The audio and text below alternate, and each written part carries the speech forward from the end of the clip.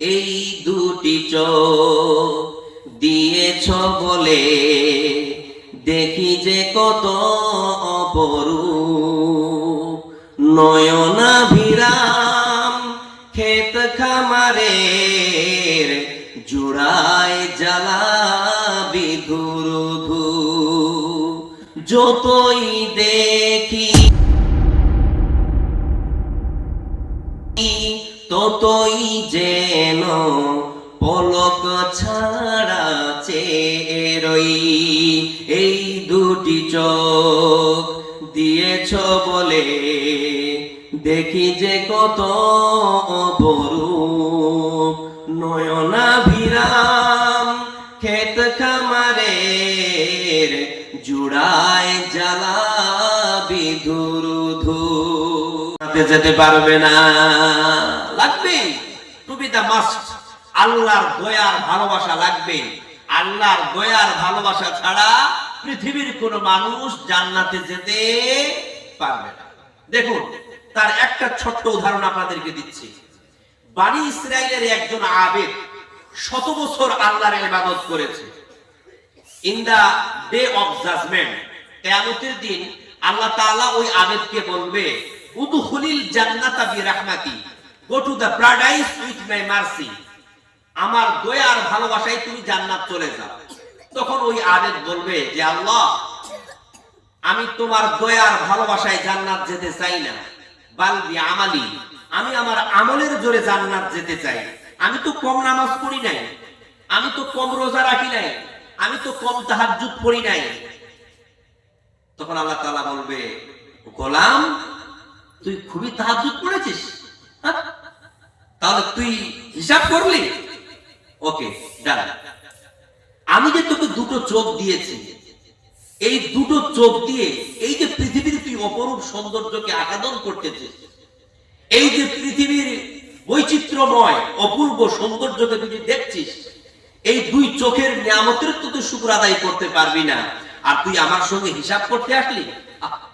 এই দুটি চোখ দিয়েছ বলে দেখি যে কত অপরূপ নয়নাভিরাম ক্ষেত খামারের জুড়ায় জ্বালা বিধুরধু যতই দেখি ততই যেন পলক ছাড়া চেয়ে রই।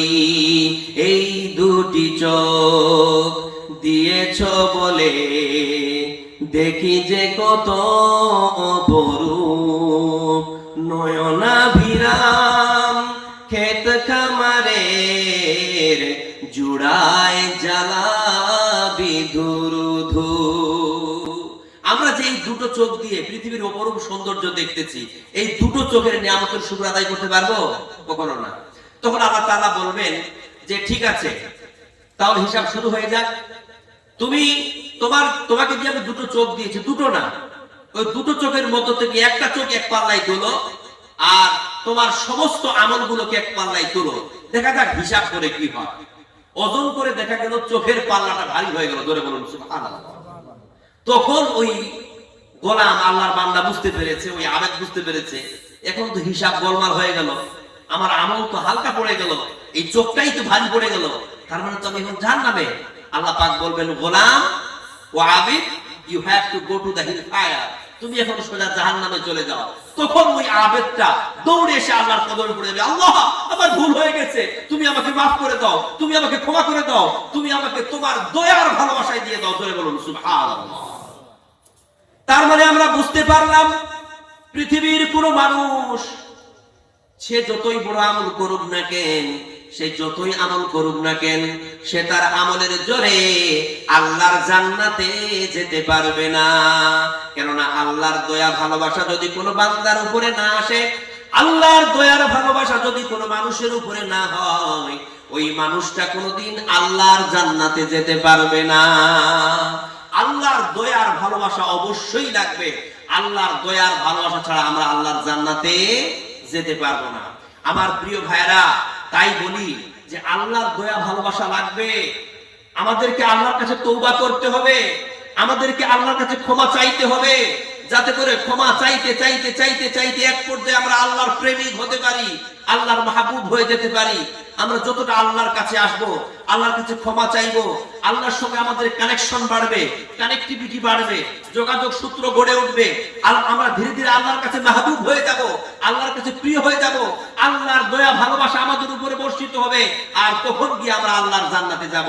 এখন যদি আমি মনে করি যে আমি একজন পাক্কা নামাজি, একজন ভালো মানুষ, আমি তো তেমন পাপ টাপ করি না, আমি হজ করে এসেছি, উমরা করে এসেছি, আমি তো খুব একজন মুরব্বী মানুষ, আমি তো হুজুর মানুষ, আমার তো কোনো ব্যাপার না, আমি তো জান্নাত যাবই, এরকম যদি আপনি আপনার আমলের উপর অহংকার করে যদি আপনি বসে থাকেন, তাহলে মনে রাখবেন আপনি যতই বড় হুজুর হন না কেন, যদি আপনার প্রতি আল্লাহর দয়ার ভালোবাসা উঠে যায়, তাহলে কিন্তু আপনি আর আল্লাহর জান্নাতে যেতে পারবেন না।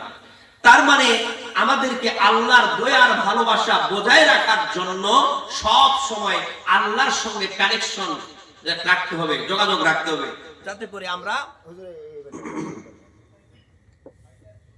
দুঃখিত আবার গ্যাস হওয়ার কারণে মাথাটা করতেছে। ওই হুজুর যদি এখন দিতেন আর আমাদের নোটা দিয়ে দিতেন খুব ভালো হতো। এটা হয় একটু আর গ্যাস হয় তো। আমি আমাদের দিকে প্রোগ্রাম গুলো কিনা প্রায় 11টা থেকে 12:30টার মধ্যে শেষ হয়েছে। হ্যাঁ, দক্ষিণ দিনাজপুর, উত্তর দিনাজপুর আপনি যাবেন, দেখবেন ওখানকার প্রোগ্রাম গুলো 12টার এবারে শেষ হয়েছে, কিন্তু এদিকে যার দিকে যেটা নিয়ম, তাই না?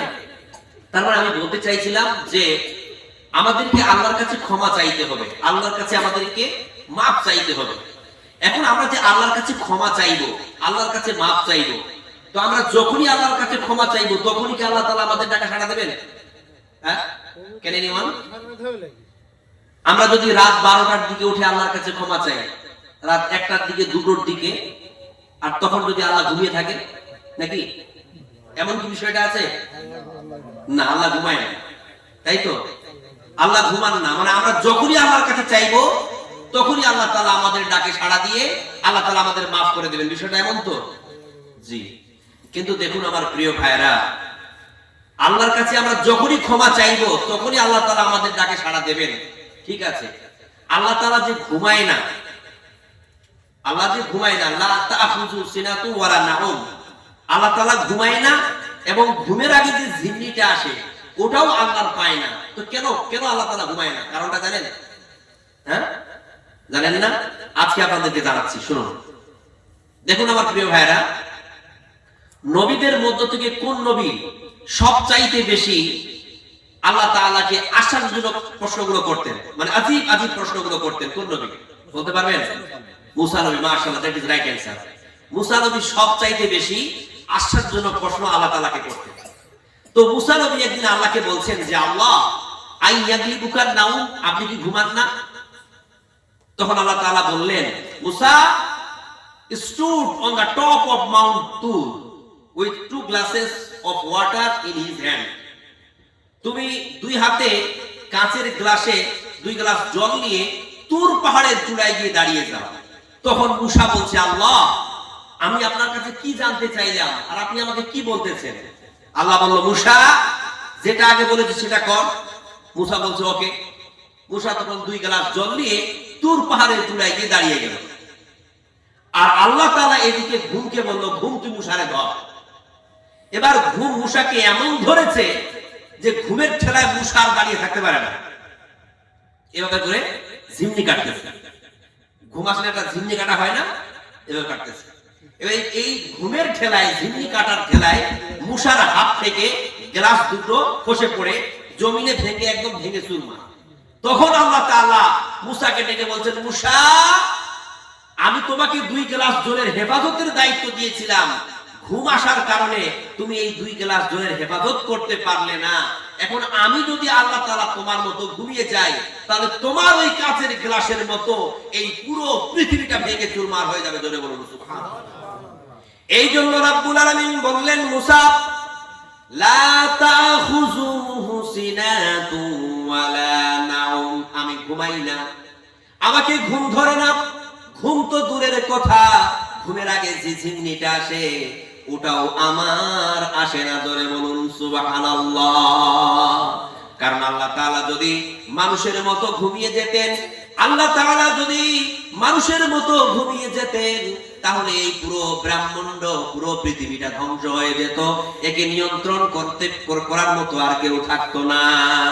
আপনারা মাথায় রাখবেন আমার প্রিয় ভাইরা, শুধু মানুষ নয়, এই পৃথিবীতে যত আল্লাহর সৃষ্টি আছে, যত আল্লাহর মাখলুকাত আছে, সমস্ত সৃষ্টিজীবের প্রত্যেকটা মুহূর্ত, প্রত্যেকটা সেকেন্ডের জ্ঞান আল্লাহর কাছে রয়েছে। জোরে বলুন সুবহানাল্লাহ। মানুষ তো দূরের কথা, এই পৃথিবীতে যত মাখলুক আছে, এই গরু, গাধা, হাঁস, মুরগি, উট যত আছে, সকল সৃষ্টিজীব এর প্রত্যেকটা মুহূর্তের, প্রত্যেকটা সেকেন্ডের জ্ঞান আল্লাহর কাছে রয়েছে। জোরে বলুন সুবহানাল্লাহ। এটা কি কম বিষয়? এটা কি চারটিখানি বিষয়? সুতরাং আমার মুসলমান ভাইরা, আপনি যখনই আল্লাহকে ডাকবেন, আল্লাহ তাআলা আপনার ডাকে সাড়া দেওয়ার জন্য প্রস্তুত আছে। আল্লাহ জাগ্রত। আল্লাহ বলছেন, বান্দারা তোমরা আমার কাছে ক্ষমা চাও, আমি তোমাদেরকে মাফ করার জন্য প্রস্তুত হয়ে আছি। আর যত গভীর রাত হয়ে যায়, আল্লাহ তাআলা কিন্তু তওবার দরজাটাকে আরো উন্মুক্ত করে দেয় এবং তাকিয়ে থাকে বান্দার দিকে। কোন বান্দা এমন আছে যেই বান্দাটা হঠাৎ করে উঠে গিয়ে রাত্রিবেলা আমার কাছে চাইতে শুরু করেছে, তিনি দেওয়ার জন্য হাতটাকে একদম বাড়িয়ে থাকেন। আমরা হচ্ছি ওই ব্যক্তিরাই ভাগ্যবান, ওই ব্যক্তিরাই আমরা হচ্ছি ভাগ্যবান, যেই ব্যক্তিরা আমরা গভীর রাতে উঠে তাহাজ্জুদের নামাজ আদায় করি। শুধু তাই নয়, আমরা তাহাজ্জুদের নামাজের পরে আমরা মুসাল্লায় দাঁড়িয়ে আমরা আল্লাহর কাছে ক্ষমা চাই। বিশ্বাস করুন আমার প্রিয় ভাইরা আমার, এই নামাজ এবং এই দোয়া যারা আমরা করে থাকি, বিশ্বাস করুন ওই ব্যক্তিটার জীবনে কোনোদিন পাপ থাকতে পারে না। শুধুমাত্র একটা কন্ডিশন, যে আগামী দিনে আপনাকে আর অন্যায়গুলো করতে হবে না, পাপগুলো করতে হবে না। দেখুন, আপনারা তো খুব সহজ করে বলে দিলেন যে আমরা যখনই আল্লাহর কাছে ক্ষমা চাইবো, তখনই আল্লাহ তাআলা আমাদের মাফ করে দিবেন। ঠিক আছে, হ্যাঁ, কিন্তু একটা কথা মাথায় রাখবেন, the door of tawbah is not open at a two times। তার মানে দুইটা সময় এমন আছে যে দুইটা সময় কিন্তু তওবার দরজা বন্ধ হয়ে যায়। জোরে বলুন সুবহানাল্লাহ। তারা খুব প্রয়োজন। The door of tawbah is not open at a two times। দুইটা সময় এমন আছে যে দুইটা সময় যদি আপনি তওবা করেন, সেই সময় কিন্তু তওবার দরজাটা বন্ধ করে দেন কে? আল্লাহ। ওই দুইটা সময়ের মধ্য থেকে একটা সময় হচ্ছে বাদাল গারগারা, অর্থাৎ যখন আপনার গলা থেকে গারগার গারগার শব্দ আসতে শুরু করবে, হ্যাঁ, when a gargling sound comes from the throat, যখন গলার ভিতর থেকে গারগার গারগার শব্দ আসবে, তখন তওবার দরজা বন্ধ করে দেবে কে? আল্লাহ তাআলা। দেখুন, মুসা আলাইহিস সালামের জামানায় কুখ্যাত সন্ত্রাসের আগমন হয়েছিল। তার নাম কি? হ্যাঁ, ফিরাউন। ফিরাউন কুখ্যাত সন্ত্রাস। আল্লাহ তাআলা ফিরাউনকে লোহিত সাগরে ডুবিয়ে দিলেন। অনেকে বলে নীল নদ, এটা ভুল কথা। ফিরাউন নীল নদে নেই, ফিরাউন যে লোহিত সাগরে। নীল নদ আলাদা জিনিস। তো আল্লাহ তাআলা যখন ফিরাউনকে লোহিত সাগরে ডুবিয়ে দিলেন, আর সাগরের পানি খেতে খেতে ফিরাউনের পেটটা এত উঁচু হয়ে গেছে, আর পানি ভিতরে যায় না, আর গলার ভিতর থেকে গারগার গারগার শব্দ আসতে শুরু করেছে। তখন ফিরাউন হাত খাড়া করে দিয়ে বলছে, আনা মিনাল মুসলিমিন, আমি মুসলমানদের অন্তর্গত। ফিরাউন হাত খাড়া করে দিয়ে বলে, আনা মিনাল মুসলিমিন, আমি মুসলমানদের অন্তর্গত। মুসার কওম যে আল্লাহর প্রতি ঈমান নিয়ে এসেছে, আমিও সে আল্লাহর প্রতি ঈমান নিয়ে আসলাম। জোরে বলুন সুবহানাল্লাহ। তার মানে আমার প্রিয় ভাইরা, এই যে কুখ্যাত সন্ত্রাস ইসলামের দুশমন ফিরাউন, সেও শেষ পর্যন্ত আল্লাহর প্রতি ঈমান নিয়ে এসেছিল। কিন্তু সে এমন সময় আল্লাহর কাছে ঈমান নিয়ে এসেছিল, সেই সময়টা ছিল বাদাল গারগারা, অর্থাৎ তার ভিতর থেকে গারগার শব্দ আসতে শুরু করেছিল। আল্লাহ পাক রব্বুল আলামিন বললেন, ফিরাউন, ইওর টাইম ইজ আপ, তোমার সময় শেষ। ফিরাউন, তুমি যে বাদাল গারগারাতে পৌঁছে গেছো, এখন আর তোমার তওবা আমার কাছে কবুল হবে না। জোরে বলুন সুবহানাল্লাহ। তার মানে ফিরাউন এমন সময়ে পৌঁছানোর পর, মানে এমন পর্যায়ে যাওয়ার পর আল্লাহর কাছে ঈমান নিয়ে এসেছে যে তার ঈমান আল্লাহর কাছে গ্রহণ হয় নাই। তার মানে আমরা যদি এখন মাপ চাই, পূর্ণাঙ্গ মুমিন হতে চাই, তাহলে কিন্তু এখনই আমাদের সময়, তাই না?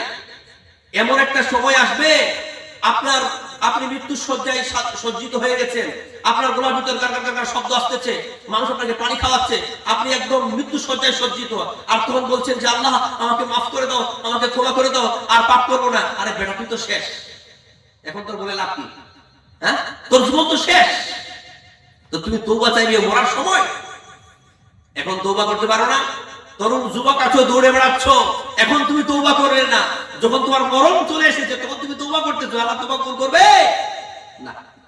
তাহলে বাদাল গারগারা, এই সময় তওবার দরজা আল্লাহর কাছে গ্রহণ হবে না, তওবার দরজা খোলা থাকবে।